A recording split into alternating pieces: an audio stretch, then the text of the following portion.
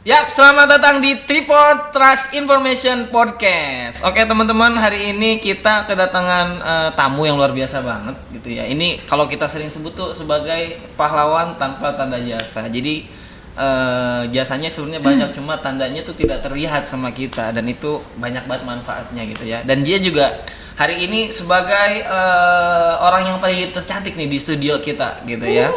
Langsung saja kita sambut, ini dia Bu Lia. Halo Bu Lia. Terima kasih Pak Wawan, Iya, apa kabar? baik Bu. Bu, Mas aja Bu, nanti Bapak saya kayaknya tua. Oh iya Bapak. Mas aja Bu gitu ya, teman-teman. Masih muda ya? Masih muda gitu. Gimana Bu, suasana studio kita asik kan ya? Ya, bagus. Gini ya. Ya, Iya, oke. Bu Lia sehat ya? Alhamdulillah. Luar biasa. Jadi dosen, motivasinya Bu jadi dosen tuh apa awal-awal? Kalau motivasi itu mungkin saya bisa sedikit cerita dulu ya. Boleh dong gitu. Ya, jadi memang dari kecil gitu ya, saya tuh sukanya ngajarin anak-anak Oh, gitu. iya. Saya sukanya ngajarin anak-anak. Jadi saya setiap pulang, karena saya nggak punya saudara kandung ya, jadi karena tuh saya setiap pulang sekolah tuh sepi gitu, tuh saya panggil tuh anak-anak yang tentunya lebih kecil yang bisa saya bohongin gitu Oh, ya. gitu. Tanda Oh, kutip lagi dibohongin. gitu. Dibohongin gitu ya. Terus saya undang ke rumah. Apakah dosen saya juga seorang pembohong? Enggak lah, bohongnya bohong positif gitu ya. Iya. Terus ya gitu, saya siang-siang ngobrol di rumah, terus saya mengajarkan mereka gitu ya. Nah terus di situ saya merasa kok kayaknya enak gitu ya ngajarin. Terus akhirnya mereka juga nanya gitu PR gitu. Akhirnya ya sudah sampai SMA terus kuliah. Saya sempat kerja juga di perusahaan besar farmasi dan di galeri gitu ya. Yep. Yang saya akhirnya ngerasa, oh kalau kerja tuh cuma yang dikerjain itu lagi gitu kan ya. Terus yang dihadapin ya cuma kertas, komputer gitu ya. Udah ya. Akhirnya saya membaca sebuah lowongan gitu ya, cuma itu nggak ditulisin jadi dosen gitu, nggak. Dia bilang karena kalau zaman dulu tuh kan PO Box gitu ya. Oh iya, benar-benar. Dulu belum ada email ya? Belum PO kayak Box sekarang gitu ya. Terus lembaga pendidikan gitu. Akhirnya saya coba apply gitu ya. Ternyata itu sebuah akademi. Itu dulu namanya Akademi Manajemen Informatika dan Komputer. Oke, BSI, siap. yang BSI, sekarang jadi namanya Universitas Universitas, BSI. oke. Itu. Nah, akhirnya udah saya mengajar. Nah, dari situ saya kok menikmati gitu ya. Oh, ya sudah, akhirnya udah berkarir terus semenjak tahun 2007 akhirnya saya pindah ke Nusa Mandiri yang sekarang saya menjadi dosen tetap di Luar biasa. 2007 saya baru masuk SD, teman-teman. Bu Lia udah jadi saya dosen. sudah jadi dosen dari tahun 2002. Oh, 2002. Iya. 2002 berarti saya masih main comberan, teman-teman. Main kecil comberan kan ya? banget ya, Iya, masih main kecil. bola nggak pakai sepatu gitu kan, main hujan-hujanan, luar biasa. Bu Lia udah jadi dosen saat itu 2002. Iya, pada saat itu. Awalnya di BSI, kemudian Iya. 2007 mulai ke Nusa Mandiri dan Oke. sekarang, sampai dengan sekarang. Oke, sampai sekarang Nusa Mandiri. Ya. Nah, di Nusa Mandiri sendiri berarti pegang mata kuliah apa nih? Kalau saat ini semester ini ya, semester ini saya mengajar desain berpikir kreatif dan kritis di program studi bisnis digital. Yang kebetulan itu adalah program studi kekinian banget gitu. Jadi ya saya lebih menikmati lah mengajar di prodi ini karena Asik ya? emang digital banget gitu yang sesuai dengan eranya anak sekarang. Iya, sekarang kan serba digital. Iya. Apa-apa tuh harus diupload gitu ya. Kita makan juga ya. Makan sudah lewat digital. pamer-pamer gitu ya. Segala macam tuh udah bukannya lagi ya gitu ya. Kemudian tadi sekarang era digital, apalagi pandemi nih Bu. Pandemi kan kita ya tahu sendiri, kuliah juga dari rumah, segala macam dari rumah. Nah, suka dukanya Bu, kuliah online nih dari dosen dulu ya. Nanti saya juga cerita deh dari mahasiswa kayak gimana. Iya, karena kamu mahasiswa ya. Dari Jadi dosen. sekarang mahasiswa yang wawancara dosen Iya. ya. Oke. Judulnya ini ya. Oke, suka dukanya ya? Suka dukanya. Oke. Suka duka mengajar online. Itu itu kalau saya pribadi merasakan itu, yang pertama saya nggak bisa terus langsung dengan mahasiswa gitu ya, karena ketika saya menuntut mereka untuk buka kamera, nanti yang ini bilangnya nggak ada sinyal, yang ini bilangnya Bu kalau pakai sinyal, kalau pakai video nanti nggak bisa putus-putus gitu gitu ya. Dan saya juga oh iya kuota juga gitu ya. Akhirnya ya sudah saya bebaskan. Tetapi kalau pada saat sesi presensi saya wajibkan buka kamera gitu ya. Itu yang pertama yang saya nggak bisa ngelihat nih anak ngelihat saya atau enggak gitu kan ya, nih anak online tapi bobok lagi atau gimana gitu kan, saya nggak tahu ya. Nah itu yang dukanya gitu ya. Kalau sukanya ya saya nggak perlu capek-capek jalan gitu ya ke kampus, tinggal di rumah buka laptop beres, irit ongkos iya gitu gitu sih.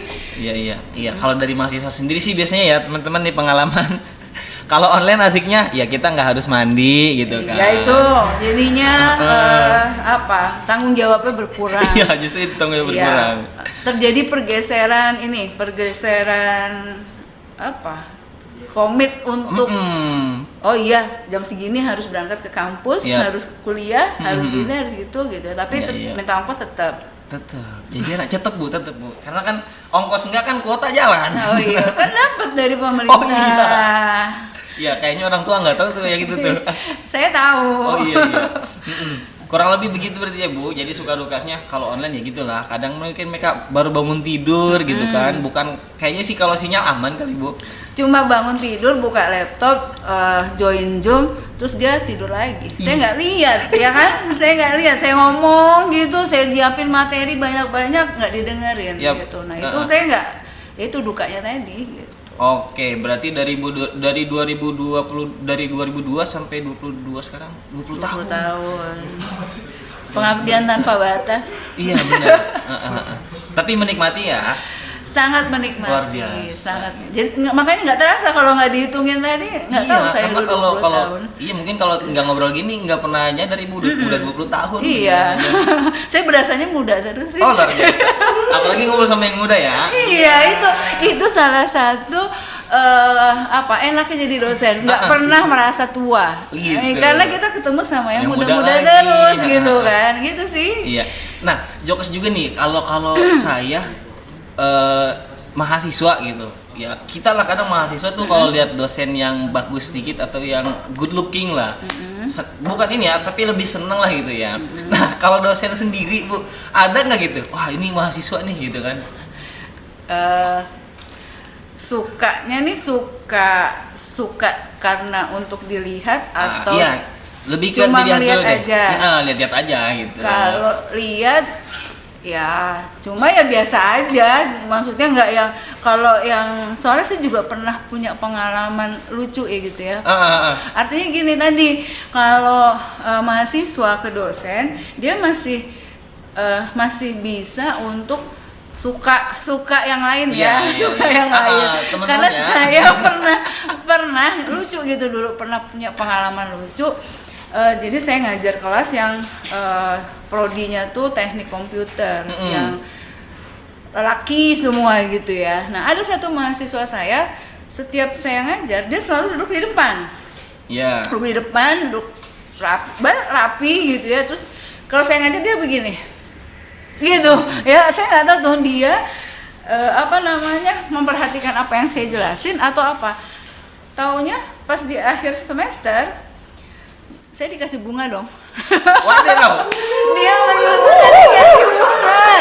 Makanya oh begini gitu ya. Tapi ya sudah, saya cuma tunjukin saya sudah menikah gitu. Tapi kalau saya perempuan ya melihat mahasiswa cowok yang ya enak dilihat, ya enggak. Ya mudah-mudahan enggak lah ya. enggak sampai ke arah yang ke sana gitu. Jadi ya udahlah cukup. Oh iya cakep gitu. Tapi masih ingat enggak namanya yang ngasih bunga itu? Enggak, karena saya takut.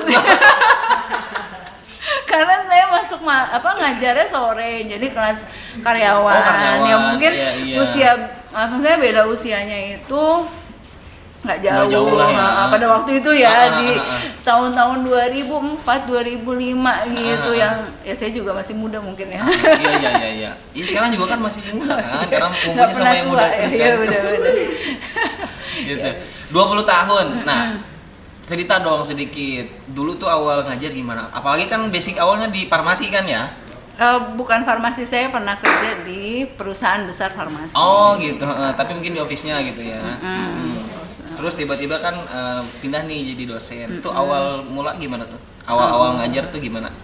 Awal mula, jadi ya tadi karena basicnya saya senang ngajarin orang. Jadi pertama kali ngajar ya pada waktu saya tahu, oh iya saya ngajar di kampus, berarti kan yang diajar bukan anak kecil yang tadi yang bisa dibohongin tanda kutip ya. Terus saya coba, karena saya melihatnya juga anak-anaknya ya, saya menganggap mereka umurnya di bawah saya lah gitu. Jadi saya punya PD-nya di situ, jadi saya bisa saya pasti punya pengalaman lebih dari mereka. Mungkin kalau pinter ya relatif ya, karena kan mahasiswa bisa baca dari manapun gitu ya. Apalagi kalau kuliah kan ya. Tapi pengalaman kan mereka pasti banyakkan saya, jauh. ya kan? Karena saya lahir lebih dulu gitu kan, gitu. Jadi ya udah itu jadi untuk mensiasati saya supaya bisa enak ngomong di depan kelas ya tadi saya akan menganggap bahwa mereka pengalamannya tidak sama dengan saya. Tapi kalau pengetahuan mungkin mereka bisa lebih gitu ya. Nah, tapi yang bikin saya pernah agak gitu tuh pada saat saya mengajar kelas yang mahasiswanya ini justru teman-teman saya.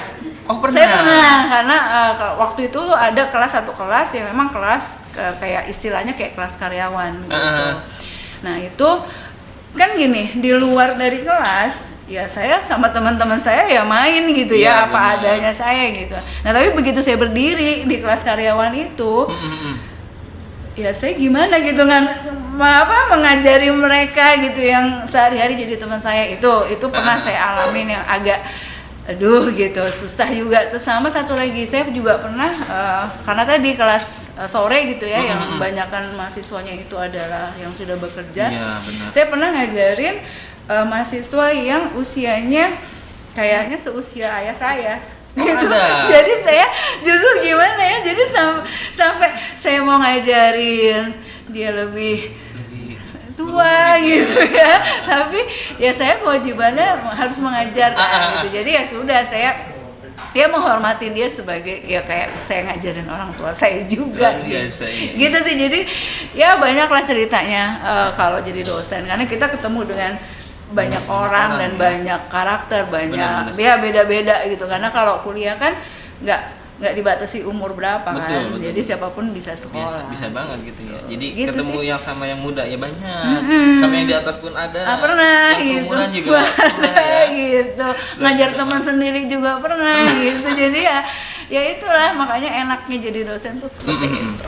Nah mungkin kita sekarang bahasnya lebih ke salary. Karena kan orang-orang paham lah, apalagi pendidikan di kita gitu ya, tenaga pendidik di kita tuh ya mungkin kalau bicara salary ya agak-agak gimana gitu. Nah dulu pas awal itu kebayang Bu? Salary-nya. Aduh, salary. Kalau salary karena kan apalagi ya dari farmasi besar gitu kan, tentu kan jomplang kali dengan waktu itu di awal-awal ya. Gitu. Pengalaman dari Ibu gimana? Kalau pengalaman saya tentang salary itu ya relatif, cuma karena saya senang ya, karena saya suka ngajarin, jadi ya itu bonus lah, saya anggapnya bonus gitu. Jadi saya nggak melihat berapa yang saya dapat gitu. Cuma kalau sekarang nih ya semakin kesini jadi dosen itu luar biasa gitu. Yang satu bayarannya itu nggak akan bisa diukur sama uang, karena yang kita cari adalah pahalanya. Poin penting teman-teman. Karena tadi pahlawan tanpa tanda jasa. Kita memberi tanpa kita menuntut untuk menerima apa yang sudah kita berikan gitu. Saya bisa bikin orang lain bisa aja, itu luar biasa gitu. Apalagi ketika saya melihat mahasiswa yang saya bimbing terus kemudian dia lulus ujian skripsi dan apalagi sampai mendapatkan nilai A, itu nggak bisa dibayar berapapun. Jadi saya tidak melihatnya ke arah nominal uang gitu. Jadi saya melihat anak didik saya berhasil itu udah luar biasa buat saya. Oke nih, buat anda kaum milenial mohon dicamkan dengan seksama, apalagi ini dosen mahasiswa Bulia, jangan kecewakan beliau gitu ya. Apalagi yang lagi dibimbing ya, dapat suatu hadiah besar buat dosen. Iya betul karena nilainya itu mau dibayar berapapun nggak ketukar. Tapi ketika ada mahasiswa bawa skripsinya terus bilang, Bu saya nggak lulus, itu sakitnya tuh sampai di sini loh. Jadi bukan cuma lagu gitu. Iya benar. Karena apa? Begitu mahasiswa itu nggak lulus di ujian skripsi, itu sama aja saya gagal gitu mengantarkan anak ini untuk bisa jadi seorang sarjana. Nah itu udah buat saya, aduh gitu. Ini gimana nih ya? Karena saya menganggap bukan salah si anak ini, tapi salah saya. Salah saya dalam hal membimbing. Berarti saya nggak bisa nganterin mahasiswa ini untuk menjadi seorang sarjana gitu. Itu salah saya. Makanya saya selalu ya kalau misalkan saya menguji dengan saya membimbing itu lebih galak ya dalam tanda kutip ya, lebih galak saat saya membimbing. Karena saya nggak mau menandatangani skripsi itu sebelum saya yakin anak ini memang tahu apa yang dia tulis dalam skripsinya seperti itu. Iya. Tapi kalau saya nguji, saya mikir dosen pembimbing lain juga akan bersikap sama dengan saya gitu. Jadi saya menganggap sidang itu adalah merupakan, coba deh kamu ceritain ulang apa yang kamu tulis, saya hanya menyimak gitu. Jadi saya nggak akan menguji dari sisi materi, ngetes ke knowledge-nya dia bener nggak jawabannya dengan apa yang saya pikirin gitu. Ya mahasiswa pasti nggak akan sama tingkat penjelasannya gitu ya. Makanya saya kalau di sisi menguji, saya hanya lebih anak ini mampu nggak mempresentasikan apa yang sudah dia tulis gitu. Tapi kalau saya membimbing, saya harus pastikan dia tahu apa yang dia tulis gitu. Gitu sih. Keren banget. Ya tadi kita bahas udah banyak banget nih gitu ya, pengalaman yang mungkin menarik lah gitu saat ngajar. Kalau tadi kan bahasnya tuh lintas usia nih, dari yang muda seumuran sampai yang lainnya. Hal menarik lainnya ada nggak Bu? Yang kira-kira bisa di-share nih, karena kan sekarang nih era milenial ini Bu, jadi kerja tuh pengen yang simple tapi salary-nya gede, salary-nya besar nih. Iya gitu. Kalau anak sekarang yang dilihat uang soalnya money oriented. Kalau saya ini kita doktrin nih. Jadi dosen tuh enak gitu loh. Jadi dosen tuh enak banget, enak banget. Yang pertama, kita pasti akan selalu upgrade ilmu. Karena nggak mungkin kita mau ngajarin orang tapi kita sendiri nggak tahu apa yang mau kita ajarkan. Itu yang pertama. Pasti knowledge kita itu nambah. Kayak saya dari 2002 sampai 2021 saya bergerak di bidang sistem informasi.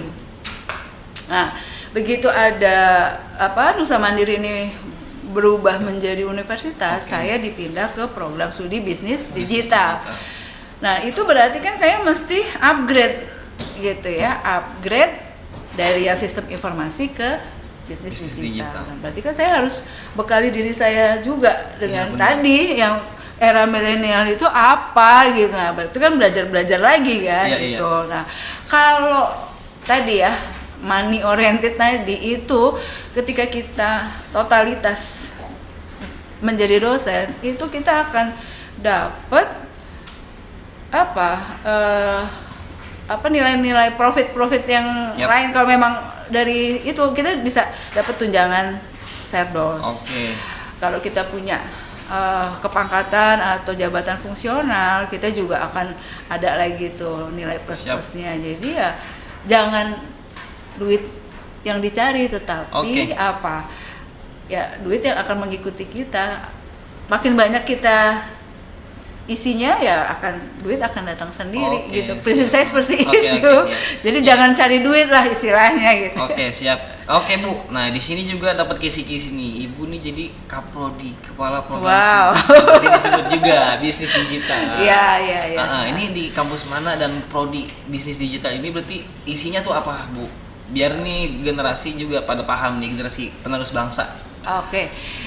Ya tadi seperti saya bilang ya, jadi dulu itu Nusa Mandiri itu kan awalnya adalah sebuah sekolah tinggi ya, dengan program studinya itu 3 yang memang komputer semua, karena memang dia sekolah tinggi ilmu manajemen dan komputer gitu ya.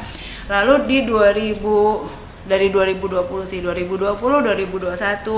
Nusa Mandiri itu bertransformasi menjadi sebuah universitas. Nah, lahirlah di situ prodi bisnis digital. Nah, saya dipercaya nih untuk mengelola dan mengembangkan prodi bisnis digital.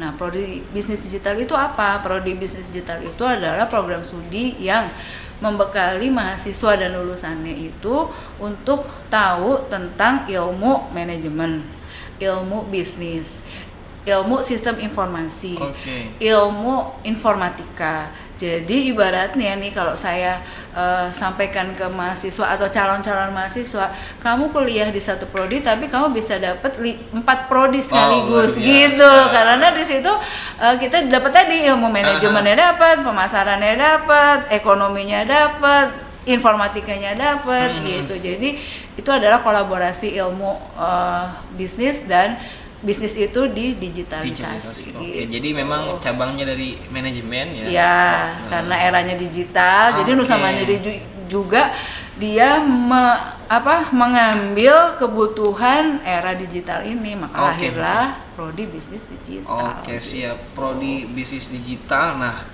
kan ketika kita ada input, ada output nih. Outputannya dari bisnis digital. Outputnya berarti nanti kalau kalian berminat untuk kuliah di prodi bisnis digital, kalian nanti akan kami bentuk untuk menjadi seorang startup.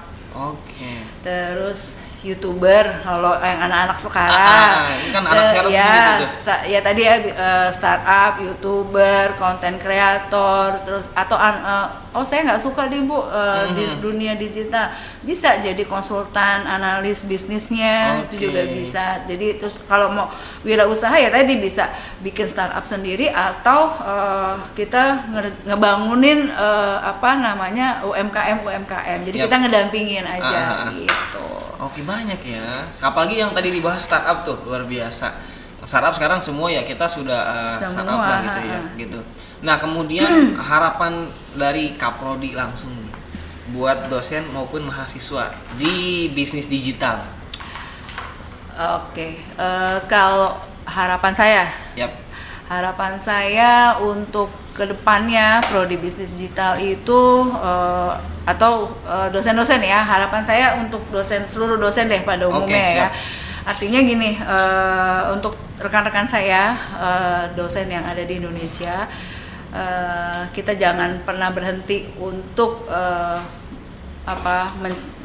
membentuk dan membangun karakter generasi muda gitu ya, karena kalau bukan kita yang ngebentuk generasi muda ini siapa lagi gitu ya.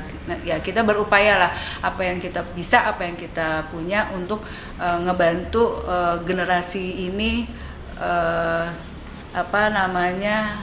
tetap semangat lah untuk membangun generasi muda ini gitu. Karena keberhasilan sebuah negara kan nantinya ditentuin oleh generasi yang mudanya gitu kan. Nah, kalau kita nggak ngebentuk karakter mereka, nanti kedepannya mau bagaimana. Jadi meskipun pandemi gini ya kita harus tetap semangat gitu dalam mencerdaskan anak bangsa. Kalau buat ke mahasiswa sendiri harapannya? Kalau mahasiswa ya jadilah mahasiswa yang berprestasi gitu ya. Kenali diri kalian. Ya, kalian sukanya apa, potensi yang ada di diri kalian apa, itu difokuskan untuk dikembangkan. Karena pada dasarnya itu tidak ada orang yang nggak berhasil gitu. Jadi berhasil atau tidaknya seseorang itu ditentukan oleh diri dia sendiri. gitu. Kami sebagai dosen hanya tugasnya membantu dan membimbing gitu, mengantarkan ya gitu. Tapi kalau motivasi untuk bisa maju, bisa sukses itu datangnya dari diri masing-masing. Yap, luar biasa. Menginspirasi banget nih teman-teman ya. Jadi buat dosen-dosen di luar sana, terima kasih atas jasa yang diberikan. Buat mahasiswa di luar sana juga tetap semangat, pesan dari Bulia tadi, mohon diresapi, terus berprestasi, paham dengan kemampuan di dirinya, karena yang tadi Ibu sampaikan juga ya, karena semua tuh nggak ada yang gagal lah. Gitu. Yang penting paham dulu nih diri dia bisa di mana. Potensi kita apa, minat kita apa, ya kayak tadi saya bilang, kenapa saya mau jadi dosen? Ya karena saya suka. Suka ngajarin orang lain untuk bisa sesuatu gitu. Di situ kalau ketika kita suka, kita nggak akan jenuh dengan apa yang kita lakuin. Enjoy aja ya Bu. Betul. Kerja pun bukan lagi kerja. Ya tadi duit ya udah. Gitu. Oke Bulia, makasih banyak untuk pertemuan kita hari ini. Jangan kapok ya, nanti kita undang lagi teman-teman di Tripod ini gitu ya. Makasih banyak. Mohon maaf kalau ada kurang-kurang ataupun ada yang salah yang saya sampaikan, dimaafin ya Bu. Ya, sampai jumpa lagi di Tripod berikutnya dengan narasumber yang menginspirasi dan yang luar biasa tentunya. Oke, Tripod Trash Information Podcast.